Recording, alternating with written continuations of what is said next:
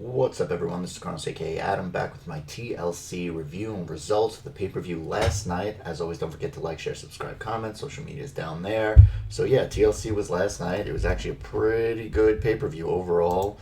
Some questionable stuff here and there, but overall, really good. No real duds. Um, so yeah, no, it kept it at 3 hours. It was a pretty good pay-per-view. I mean, I think aside from the way WWE has been doing their television stuff, which obviously the ratings show that it's not as strong, their pay per views have been pretty good. So I'm going to go through everything that happened on the kickoff and the main show, as well as my how I did on my predictions. 4 out of 6, but I think I do have a little bit of excuse as to why I got the other two wrong. So, but we'll get into that. So we start off with the kickoff show.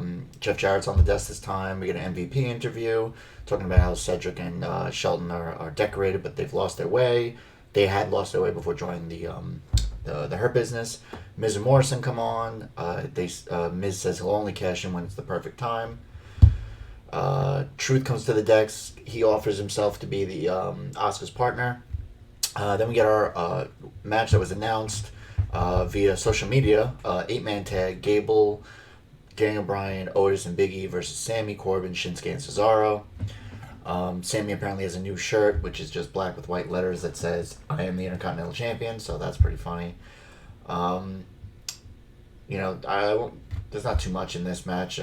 Pretty standard. It was a fun match, but nothing really too big there. Gable doing the confusing to Otis thing again, like do this, don't do that, whatever.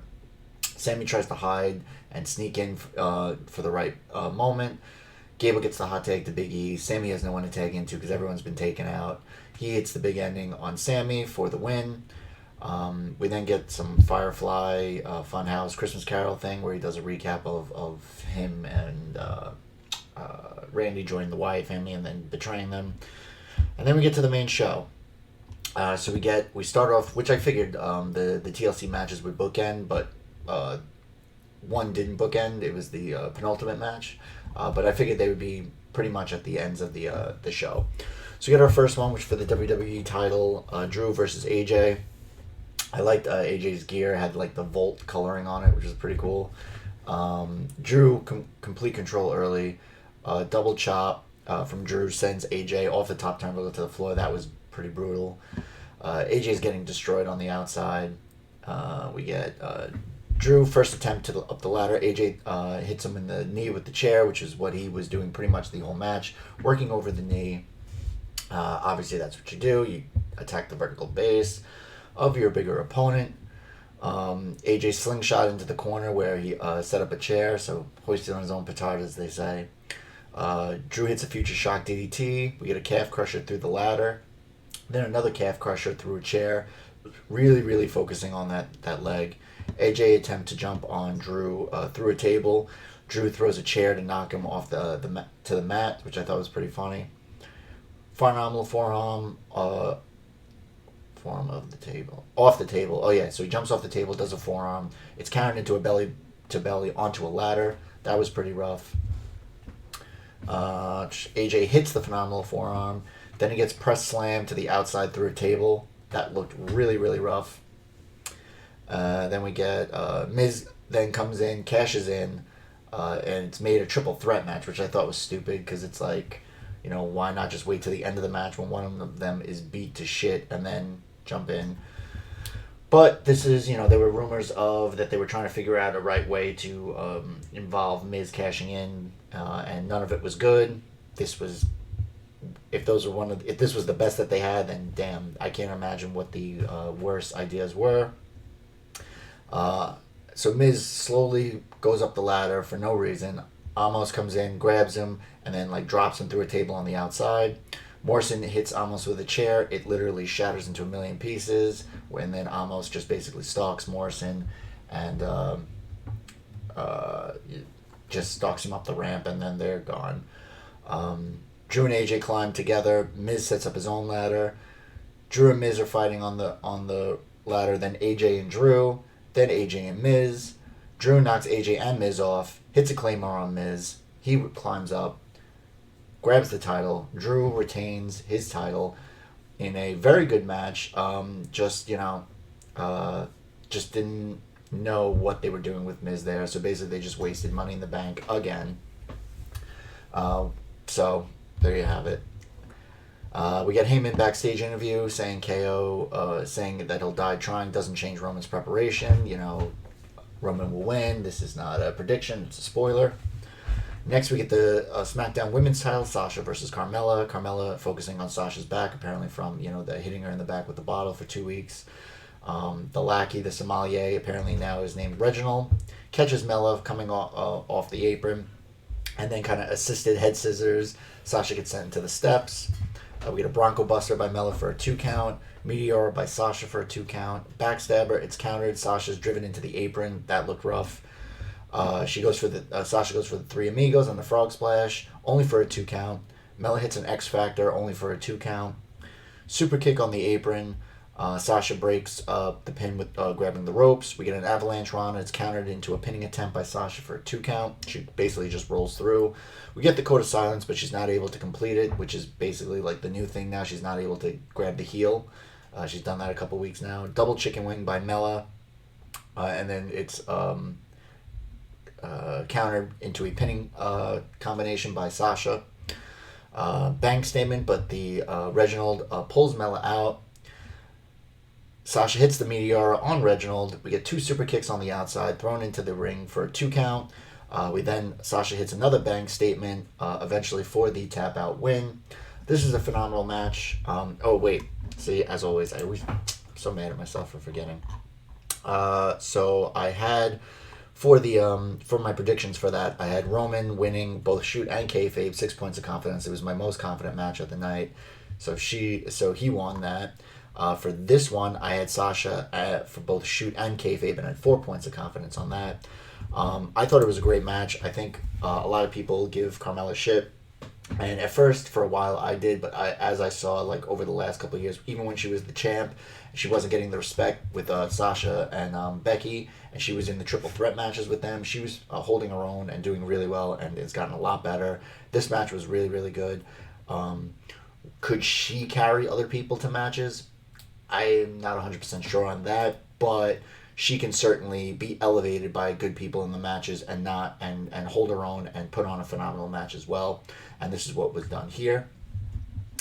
Backstage, Billie Kay is asking to be Asuka's partner, saying that she's not only an accomplished tag team wrestler, but also clairvoyant.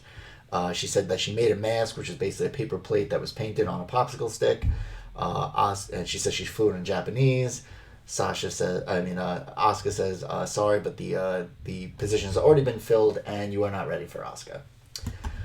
Raw Tag Team titles, The New Day versus The Hurt Business. I had both Hurt Business for shooting kayfabe, 3 points of confidence. I was middle of the road on this, but I had a good feeling about this one. So we get New Day at Gorilla Position. 2020 will end as it began with them as champs. New Day isolating Cedric early and often. Basically doing a lot of great tag team moves because Cedric was basically a little overzealous, and that cost him. Eventually gets the hot tag to Shelton. We get a top rope cave-in by Kofi for a 2 count. Hurt Business then get on the offense. They isolate Woods for a little bit. Woods counters a neuralizer, gets the hot tag to Kofi. Kofi hits an SOS on Cedric for a 2 count. We get a jumping knee and a brain buster on Kofi by Cedric. Woods breaks the count there. Woods gets taken out by offense by both members of the Hurt Business. We get a superplex by Shelton on Kofi. And then Cedric blind tags himself into the match, hits a lumbar check on Kofi for the win. Lashley is out there to celebrate on the ramp. Obviously, Shelton, you could tell, was a little bugged by him doing that. But listen, Hurt Business had been losing so many of these matches clean, and then coming back and then winning by shenanigans to beat them. But they won this match clean, straight up clean against them. I love how Cedric is now just becoming such a hot shot, getting so overzealous. And, how long is this going to work? Will there be some dissension in the Hurt Business? I hope that it goes on for a while, because I don't want them to hotshot this title back and forth.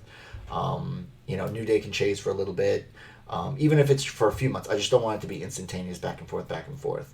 Hurt Business having a lot of gold is great. I think obviously just elevates them. All they need now is the 24/7. They're not going to take the title off of Drew at this point. No one in that. Maybe Bobby if they build him up a little more, but yeah. So I had a good feeling about it. New Day is bulletproof. They can lose and be fine. So there's nothing wrong there. We get Sammy backstage. Wants to know who sent Kayla the audio of him going off on people backstage. She won't give it. She won't give it up to them. To him, now, he's like, now you're worried about journalistic ethics, which I didn't think she's done anything to not get that, benefit. So anyway, next match, women's tag team titles. Okay, so shooting kayfabe, I had Shayna and Nia, and I had 5 points of confidence on this, only because I really didn't consider Charlotte being the mystery partner, but then I saw rumors of it, and then I was like, okay, that would make sense, and that would change up, but I already put everything in. I'm not going to change things. Personally, I think they still should have lost because, the big knock on Charlotte is just that they just basically hotshot her into titles, give her title reigns, give her accolades, pad her resume, and people get tired of it. And as great of a worker as she is, people just get tired of seeing that. And so for her to be hotshot after 6 months, thrust right into the women's tag team titles, winning the tag team titles, then what do you do? What do you do from there? Because Charlotte and Asuka should never lose. So now they're gonna have to lose by having beef. They'll lose, and then they'll go into their feud where Charlotte will take the title off of her. Sorry. So we get Charlotte is named the partner. Flair wants Nia Jax because Nia obviously was the one who took her out months ago. Shayna stomps Asuka's arm. Asuka taking a lot of heat. Shayna tries to pull Flair away from the hot tag, but she fails. Eventually gets the hot tag to Flair. We see Ric Flair watching at gorilla position. Moonsault to the outside takes out Shayna and Nia. We get the the Karafuda clutch. Flair gets the tag on Asuka while she's being put in the clutch. Figure 8 attempt. Nia pulls her arms out so it breaks up the figure 8. Eventually she hits natural selection on Shayna for the win because Shayna of course needs to take the pin. I don't know why they keep Nia so strong. She doesn't need it. So there you are, your new women's tag team titles. Shayna and Asuka and Charlotte, which means will they be going to other shows now? We'll see. Truth and Big E backstage. They're making fun of Sammy. Sammy calls Big E a joke. Says he's been a joke ever since he went solo. Slaps him, and then Sammy gets really scared. He says, "Keep playing. I'll see you soon." So soon, obviously, and we find out later on that we're going to get a Intercontinental title match on the Friday Christmas episode of SmackDown between Big E and Sammy. I assume Sammy will win because they want to do this maybe at the Rumble or something. Next match, Universal title match. Roman versus KO. Oh, wait. I'm an idiot. Okay. Hold on. I gave the wrong stuff that I was talking about. I don't know why I did that. When I said in the beginning, I had Drew shoot AJ kayfabe because I wanted to see AJ win it, and only 1 point of confidence on that. So I will need to fix all that in post-production. So this one, yes, I had Roman, 6 points of confidence. That was my most confident. I don't know why I was looking at Roman when I was doing that. But yes, so Drew, I had shoot, so I got that right for 1 point of confidence. So let's see here. Yeah, so the Universal title match, TLC match, Roman versus KO, which means that the Firefly Inferno match would be the main event. I believe that one was filmed earlier in the day, but we'll get to that. This was another fantastic match. KO sneak attack to start, hits a cannonball on the outside, then hits a frog splash on the floor. Jay tries to get involved immediately. KO counters and beats him up, just absolutely destroying him with a chair. Pillmanizes his ankle. He's getting help to the back now. Roman then with the steps, just absolutely destroying him, then destroying him with a ladder. KO grabs a chair, but Roman destroys him with his own chair. KO back body drop through 2 chairs. Then with chairs stops Roman on the ladder. We get a fisherman buster by KO on a chair. Jay comes back to pull KO down off the ladder. He catches a Superman punch by Roman. Jay is setting up tables in the ring. KO fights through the double team, hits a stunner on Roman. Stupid lighting. Pop-up powerbomb sends Jay through a commentary table. Jay gets buried under the table with the table, the chairs, the ladders, everything. Roman powerbombs KO onto a ladder. That looked absolutely ridiculous. We get a backdrop driver on the ladder on the side of it. That hurt. Then we get KO gets a choke slam through a table on the outside by Roman. Samoan drop through another table. I mean, he's just taking absolute just shit kicking. KO somehow gets back into the ring. Roman's basically laughing at this point. He slaps Roman. Roman spears him through a table in the ring. KO says you're going to have to kill him while he's standing on the outside. Then Roman gets off the ladder, out of the ring, goes for a spear, misses, destroys the barricade. We get a pop-up countered with a Superman punch, but then he does hit a pop-up powerbomb through a table. Jay's back to stop KO. He hits a stunner on Jey Uso. Roman with the low blow on the ladder puts him in the guillotine while he's on the ladder. KO finally falls. Roman grabs the title for the win. Holy shit, this was ridiculous. KO looked like an absolute stud in this. Basically, almost you had to kill him to do that. He's believable. This is where one of those rare instances where you look better in a loss. Roman obviously needed to continue to look strong here. It took all of Roman, all of Jay, putting him through endless amounts of tables, absolute torture, and he still was able to almost win this. So obviously, KO is kind of taking on that Stone Cold, persona type. But this was great. This made him look like an absolute stud. I don't know if they're going to keep going with this feud. I assume so. At least another couple matches, maybe one at the Rumble. Or maybe have KO win the Rumble. We'll see. And then your main event. Okay. So the reason I got this wrong, because I had Randy winning. I had The Fiend winning both shoot and kayfabe. Because one, I figured, how can The Fiend lose again? First off, I mean, how many times are they going to have this guy lose? Second, I didn't know the rules of it. I didn't know exactly what if you had to set someone on fire, if there was just going to be fire surrounding the ring, what you had to do. But once I heard that you had to set your opponent on fire, and that was specific, and there was no other way to win, I realized, well, they're not going to set Randy on fire, obviously, unless he got but then I saw him with his pants. He had pants and a sweatshirt on. I said, okay, well, that's more likely. Maybe, it's treated with fireproof stuff on it. But, yeah, I was wrong. I had 2 points of confidence just because I wasn't sure. So, as they say, only way to win is to light part of someone on fire. Randy in pants and sweatshirt. Fiend no-selling everything to start. Hits his sister Abigail. He does some kind of motion where there's flames everywhere. So there's flames around the barricade area. There's these rods that are shooting up outside by the Thunderdome area. Those are on fire. Everything looked really cool, though. Visually, it looked really good. Fiend tries to push Randy into the flames at ringside. Fiend gets a strap. He sets it on fire, but he misses. Fiend then tries to use a pickaxe. Fiend pours gasoline on the rocking chair and leaves a trail. He puts Randy in it and then lights it on fire, and Randy gets out of the way just before the chair goes up in flames. Randy finally gets the advantage using an axe handle. Then the steps. Randy with a chain almost sets Fiend's mask on fire, pushing his face in. Back in the ring, the Fiend does the neck snap, sets the axe handle on fire, goes after it. Randy is able to counter that, does a draping DDT on the apron, off the apron. We get the mandible claw. Randy pushes him into the fire while this is going on. The Fiend is now on fire, gets in the ring, tries to go after Randy. Randy hits an RKO. Fiend is just done, so obviously Randy wins. But the Fiend is not moving at this point. Randy kind of nudges him with his foot to see if he's moving.